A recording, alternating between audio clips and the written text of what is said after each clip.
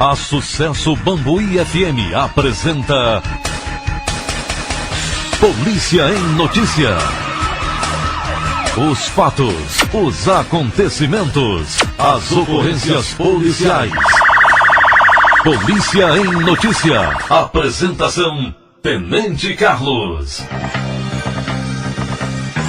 Tenente Carlos, muito bom dia. Como vai o senhor? Tudo bem, Tenente? Bom dia, Juliano. Bom dia, ouvintes da Rádio Setos. Um fim de semana tranquilo, a não ser aquele acidente que a gente teve ali, né, que certa gravidade, onde tivemos a vida de duas pessoas e a perda de duas pessoas, né? Então, infelizmente, teve essa fatalidade. Fora isso, ocorreu... Na verdade, foram 3 pessoas, né? 2 morreram no local e a terceira pessoa veio a falecer no hospital. No caso aqui, esse aspecto eu não tinha. Infelizmente aconteceu. Um acidente grave, infelizmente, foi a única coisa que mais assolou, assim, de certa forma, que repercutiu, assim, de forma grave, né, a situação aqui.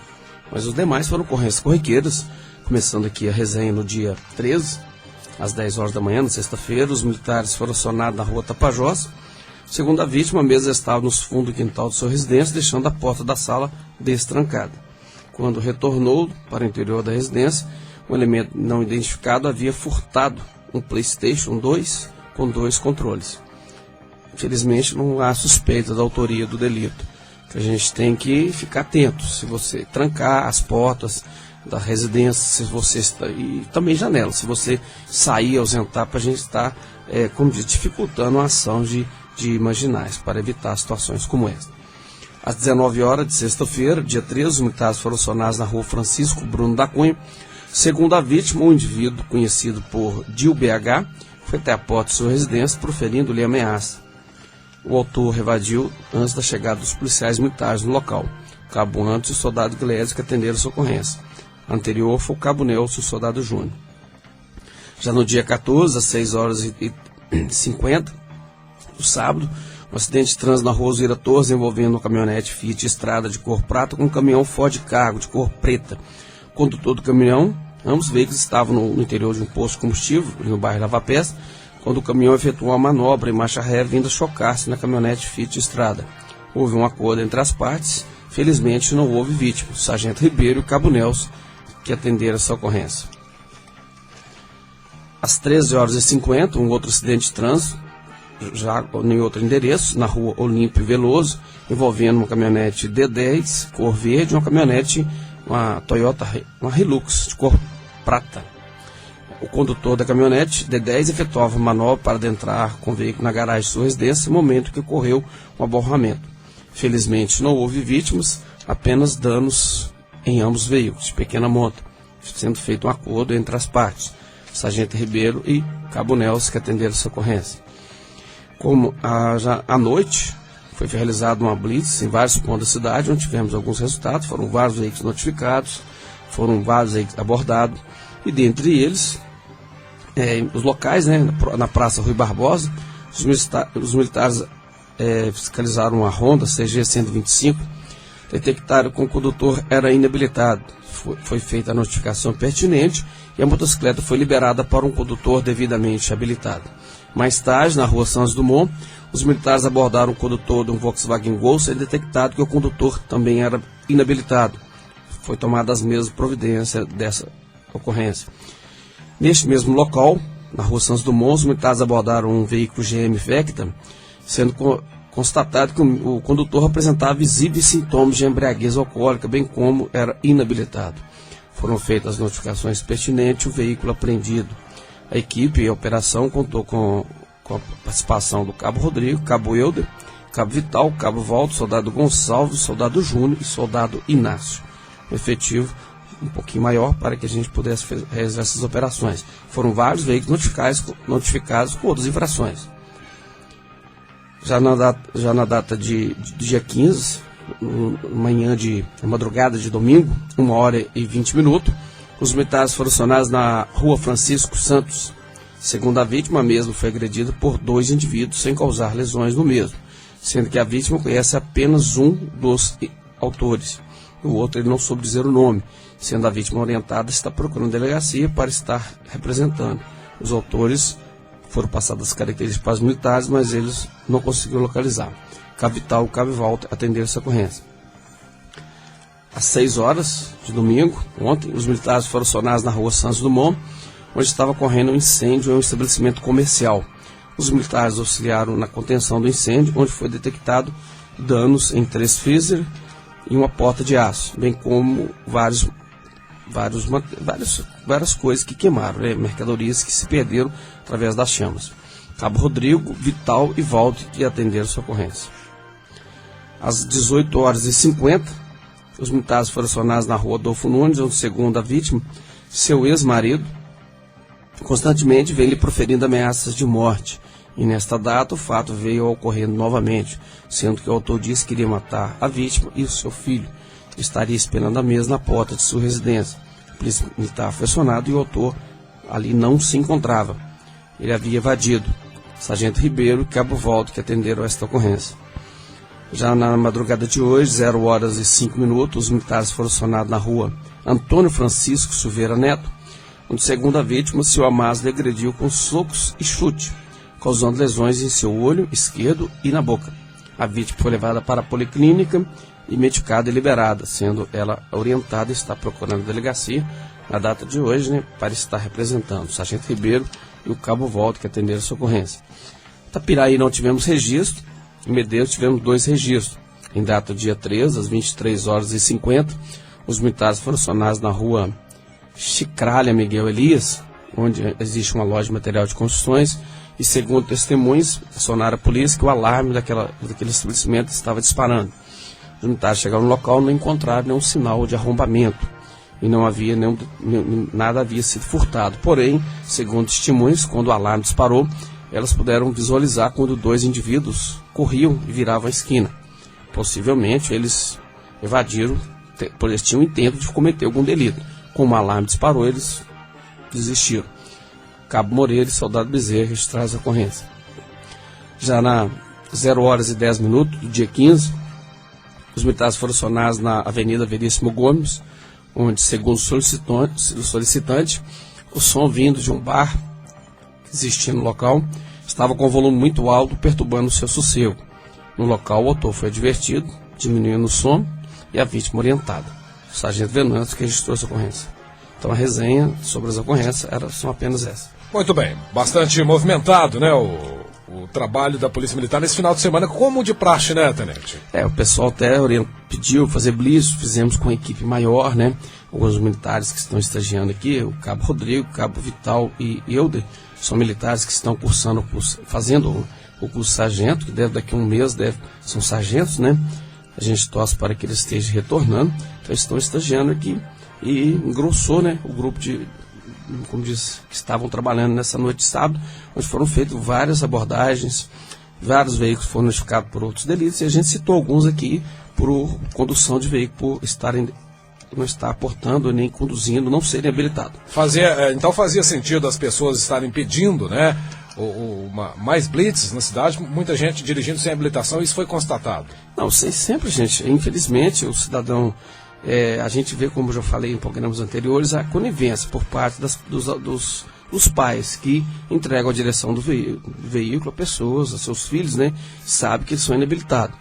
Meu filho, mas infelizmente, se você é inabilitado, você pode se envolver num acidente, como diz, numa situação onde você possa ser responsabilizado. Então a gente tem que estar evitando. Muito bem. Tem uma pergunta aqui interessante. Um ouvinte nosso, ele disse que pagou o documento do IPVA, pagou um pouco atrasado, no final de abril, né? Mas segundo informações que ele conseguiu, diz que o documento dele, exercício 2012, já está no correio, não na agência aqui da cidade.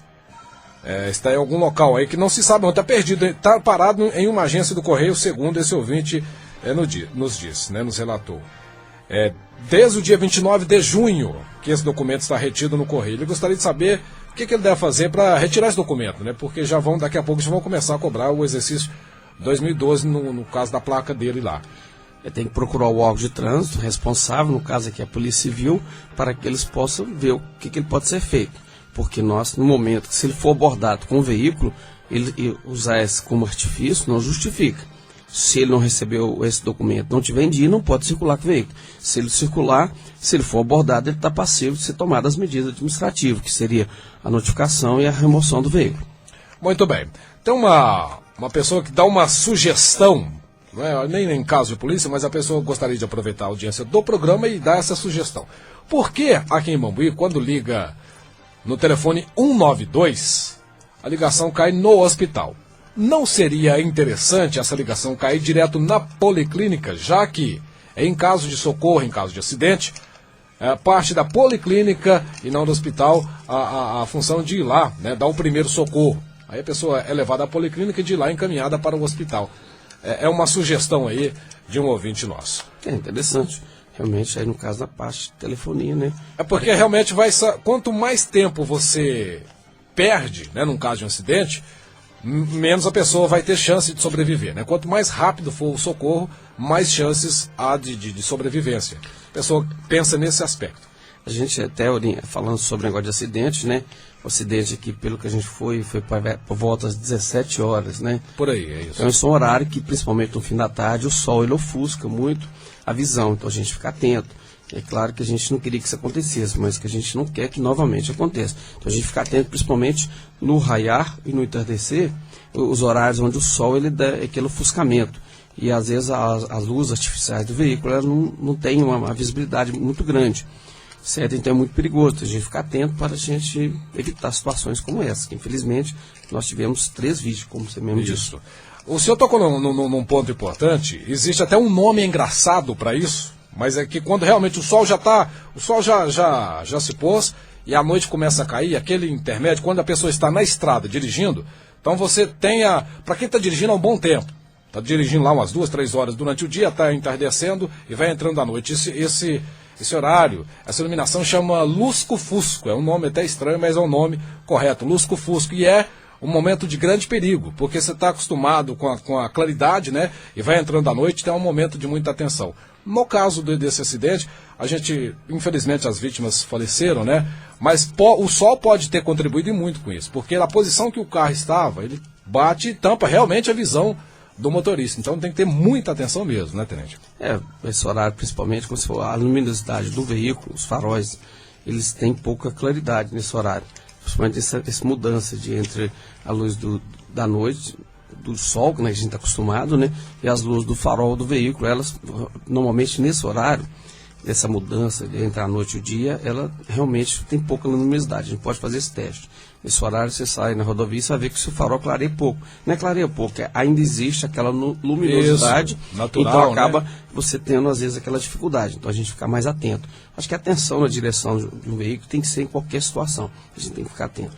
Ainda a respeito desse acidente, lá no local, vários curiosos, até a gente orientava as pessoas para tomarem muito cuidado, né, naquele local, porque as pessoas vão mesmo, a curiosidade é grande, então, mas era um local movimentado, então a gente até chamava atenção para que as pessoas tomassem cuidado e não causassem um outro acidente. Mas se cogitava muito a possibilidade, a gente não sabe em qual órgão procurar e dar essa sugestão, foi cogitado muito no local, redutores de velocidade, antes do trevo, né, e depois do trevo, nos dois lados, dois sentidos. Porque esse trevo, acontece muito acidente, muitas pessoas já perderam suas vidas ali. Seria interessante, né, colocar redutores de velocidade antes de chegar no trevo. A exemplo foi feito em Iguatama, se bem que em Iguatama aconteceu vários acidentes por causa dos redutores, né? Circula ali, eu acho que tem 2 anos que eu moro aqui, eu nunca tinha visto acidente nesse tempo todo que eu morava aqui. Foi colocar o redutor lá, né? E eu vi vários acidentes. E que lá pra mim foi o contrário, que lá provocou acidente e até hoje. Passei esse fim de semana lá, tinha um veículo esbarrado lá. Até hoje ainda acontece. Não sei se foi proveniente da batida e estava lá por um acaso. Mas aí tem que sinalizar bem sinalizado para o cidadão ver, né? No caso... Às vezes pode ter sido, não quer dizer que seja, mas pode ter sido. Ali também é uma descida, mas aqui em Iguatama também né? Quem desce ali, vem lá de Iguatama descendo no trevo, como diz, um aclive muito grande. Com certeza. Então, a redução, às vezes, pode até ocasionar... Existem placas dizendo, velocidade máxima, 40 km, mas ninguém... Atenção de quem está cruzando a via tem que ser maior. O caminhoneiro... A via preferencial é a trânsito rápido. No caso, quem está na BR, quem fez o balão para entrar no trevo, ele tem que observar dos dois lados. Parar, exato. Para adentrar. Se você estiver na dúvida, espere. Espere que seja 2, 3 minutos. É melhor do que você acontecer situações onde você possa se envolver no acidente. Tinha gente lá falando, o caminhão estava nos 100 km por hora. É A gente comentou, conversamos com o caminhoneiro, ele estava muito abalado, muito assustado com o que tinha acontecido. Ele nos disse que estava a 70 km por hora. Mas 70 km, um caminhão que estava com 32 toneladas. Isso aí triplica esse peso, né? Querendo ou não, a gente pode até... Porque você vem no trevo de luz, você tem uma pequena subida. Se o caminhão está carregado, eu acredito que não daria uma velocidade dessa mais de 100, realmente não daria. Porque ele começa a imprimir velocidade. Exato. Depois que vai chegando no trevo, que você começa a fazer aquela curva, aquela conversão... realmente entre 60 e 70 por hora. Você começa a ganhar velocidade. Se fosse próximo ao girassol, por exemplo, ao posto, aí podia até falar, não, realmente lá já estava com a velocidade um pouquinho mais alta. Mas aqui, beirando o trevo, mesmo que só você estiver acelerando mesmo e querendo imprimir velocidade. Mas a gente pode perceber nas marcas, lá ele freou, ainda jogou para a direita e tentou realmente evitar, mas foi inevitável. Aquilo que a gente fala, um carro a 50 por hora, uma pessoa de 70 quilos, se ele bater, o peso triplica, vai para quase 1.000 quilos. Você imagina um veículo com 32 toneladas, são 32 mil quilos, né? O peso realmente fica maior. Ainda falando em sinalização, Tenente, Rua Veríssimo Gomes com Adolfo Nunes, bairro Lavapés. Um cruzamento ali estava muito perigoso, foi colocado redutor de velocidade na Adolfo Nunes e agora colocaram placas, dando a preferência para quem está na Adolfo Nunes. Só que as placas, é só um toque aí para o pessoal aí do Departamento de Trânsito da Prefeitura, as placas foram colocadas, são placas usadas, que estão bem apagadas, não tem gente que ainda não percebeu. Será que não seria possível pintá-las, né, para colocar um vermelho mais forte, para chamar realmente a atenção, porque elas já estão enferrujadas, são placas antigas. Eu presenciei muita gente passando, aí depois eu converso com o motorista, eu vi você passando, você não viu a placa? Eu falei, realmente eu não vi. Alguma coisa que chame a atenção, né, porque a placa está recém-colocada lá, de repente a pessoa não sabe, podendo causar mais acidentes. Já aconteceram alguns ali, né? Falando sobre trânsito, só assim, às vezes, infelizmente, às vezes as pessoas interpretam errado, que infelizmente, a gente não está falando mal desse acidente, quem errou. De jeito nenhum. Não estamos aqui hora nenhuma falando mal, a gente não está aqui para julgar quem errou, quem acertou o acidente. Foi uma fatalidade, aconteceu, a gente não queria que acontecesse. Agora, falando de outro aspecto, aquela rotatória, quem vem da prefeitura, próximo ao quartel ali, o pessoal, eles estão como o hábito de chegar e entrar de uma vez. Você tem que reduzir. A gente está notificando pessoas que estão ali adentrando, tem alguns ainda que chegam e não faz a rotatória. Já aconteceu, a gente vai atrás, aborda e faz a notificação. Teve alguns que a gente já abordou. Então as pessoas vão ter vão obedecer. Quem está na rotatória tem a preferência. Então o cidadão vem da prefeitura, descendo sentido quartel, ele vem de uma vez e não está nem aí para quem está na rotatória. Tem que aguardar. A preferência é do outro, que já está fazendo a rotatória. Então o pessoal está esquecendo, está no Código de Trânsito, o pessoal vai observar esse aspecto. Muito bem, pessoal perguntando aqui a respeito de se fossem cobrar redutores de velocidade na chegada do trevo, qual órgão procurar? É o DENIT? É o DENIT, no caso, DENIT, porque a via ela está sob a responsabilidade do DENIT. Muito bem. Tenente Carlos, muito obrigado pelas informações. Tenha uma boa semana. Até quarta-feira, se Deus quiser. Até quarta-feira. Este foi o programa Polícia em Notícia, desta segunda-feira, dia 16 de julho de 2012. Muito bem. Programa Polícia em Notícia volta na quarta-feira, meio de semana. Você ouviu Polícia em Notícia. Oferecimento CEMIG, a melhor energia do Brasil.